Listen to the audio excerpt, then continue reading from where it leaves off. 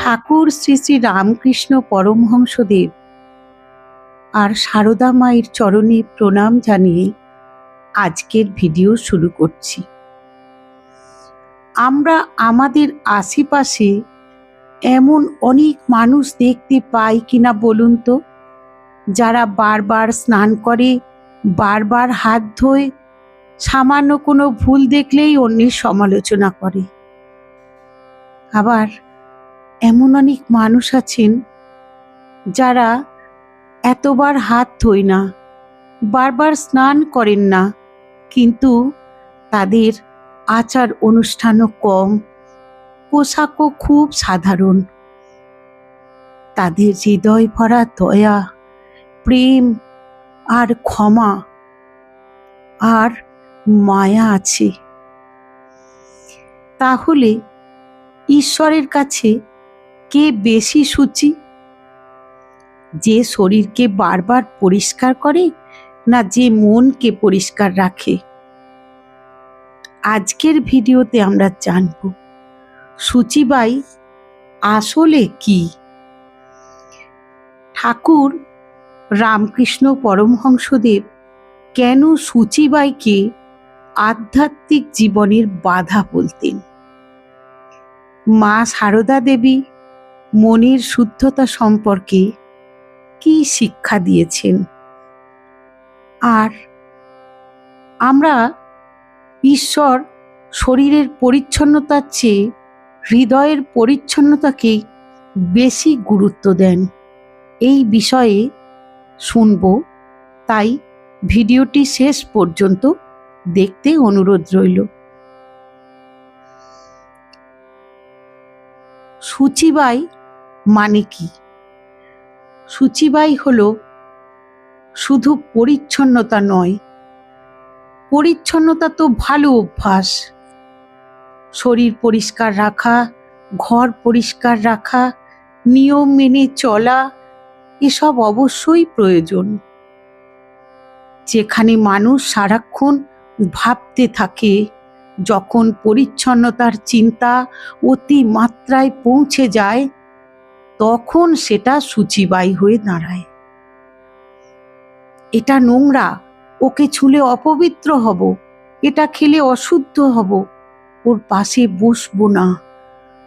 তখন মন সংকীর্ণ হয়ে যায় আর আধ্যাত্মিক উন্নতির পথ বন্ধ হতে শুরু করে। ঠাকুর শ্রী শ্রী রামকৃষ্ণ পরমহংসদেব বলতেন, শুচিবাই যত বাড়বে, জ্ঞান তত দূরে যাবে। এই কথার অর্থ কি?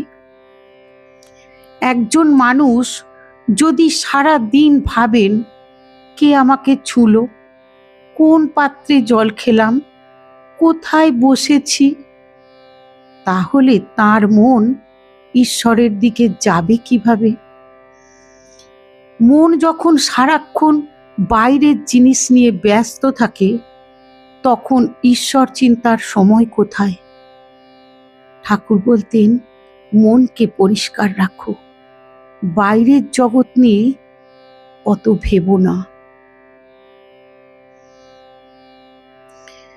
মা সারদা দেবী বলতেন, মনেই সব, মন শুদ্ধ হলে সব শুদ্ধ। কি অসাধারণ কথা! আমরা অনেক সময় অন্যের দোষ দেখি, কিন্তু মা বলতেন, কারোর দোষ দেখো না। কারণ অন্যের দোষ দেখতে দেখতে নিজের মনই কলুষিত হয়ে যায়। ঠিক তখনই বাইরেটা পরিষ্কার হলেও ভেতরে হিংসা, ঘৃণা, অহংকারের জন্ম নেয়। একটি পাত্র বাইরে থেকে ঝকঝক করতে পারে, কিন্তু তা যদি ব্যবহারযোগ্য না হয়, তাহলে প্রকৃত শুদ্ধতা আসে না। একটু ভেবে দেখুন তো, কাদা লাগলে শরীর নোংরা হয়, কিন্তু রাগ, অহংকার, পরনিন্দা, সেগুলো মনকে নোংরা করে দেয় না। তাই মনের ময়লা খুব বিপজ্জনক। আসলে শরীরে লাগা কাদা সবাই দেখতে পায়, কিন্তু মনে বসে থাকা নোংরা কেউ দেখতে পায় না।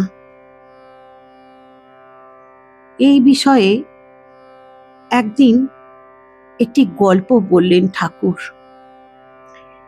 একটি গ্রামের পুকুরে একজন লোক প্রতিদিন স্নান করত।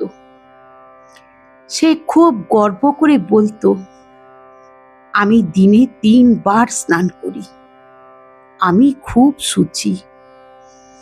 কিন্তু সে প্রতিবেশীদের নিয়ে নিন্দা করত, অহংকার করত, ঝগড়া করত। একদিন একজন বড় সাধু সন্ন্যাসী তাকে জিজ্ঞাসা করলেন, তুমি শরীর ধুচ্ছ, কিন্তু মনটা এত নোংরা কেন? লোকটি অবাক। সাধু বললেন, পুকুরের জল শরীরের ময়লা দূর করতে পারে, কিন্তু মনের নোংরা দূর করতে পারে না। আগে অহংকার ত্যাগ করো। সেদিন থেকে লোকটির জীবনটি বদলে গিয়েছিল। একজন মানুষ দিনে 10 বার স্নান করেন, কিন্তু মানুষের প্রতি ভালোবাসা নেই। আরেকজন সাধারণ মানুষ হয়তো খুব সাধারণ জীবনযাপন করেন, কিন্তু মানুষের দুঃখে কাঁদেন, সাহায্য করেন, ভালোবাসেন। ঈশ্বর কার কাছে বেশি থাকবেন বলুন তো? ঠাকুরের জীবন দেখলে এর উত্তর পাওয়া যায়। তিনি বহু সাধারণ মানুষের মধ্যে ঈশ্বরকে দেখেছিলেন। তিনি হৃদয়ের পবিত্রতাকে বড় করে দেখেছেন। তিনি কখনো মানুষের জাত, ধন বা বাহ্যিক পরিচ্ছন্নতাকে বড় করে দেখেননি। এটাই আজকের সবচেয়ে বড় শিক্ষা। মনের সুচিতা বাড়াতে গেলে মা বললেন, অন্যের দোষ দেখা কমাও। যদি শান্তি চাও, কারো দোষ দেখো না। নিয়মিত নাম জপ করো।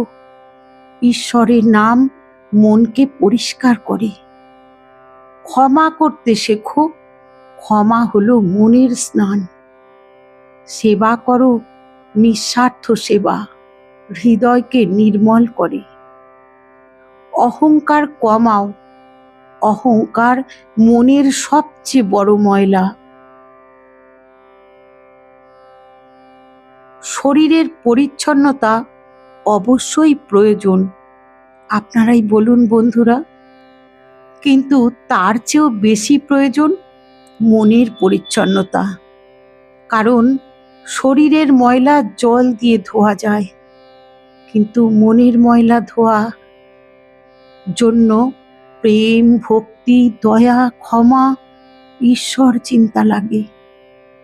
আজ থেকে আমরা শুধু হাত মুখ নয়, মনকে পরিষ্কার রাখার চেষ্টা করব। তবেই জীবনে সত্যিকারের শান্তি আসবে। ভিডিওটি যদি আপনার হৃদয় ছুঁয়ে থাকে, তাহলে জয় ঠাকুর, জয় মা বলে কমেন্ট করুন। শরীরের শুদ্ধতা বেশি গুরুত্বপূর্ণ না মনের সুচিতা? আপনার মতে কি বলে কমেন্টে লিখুন।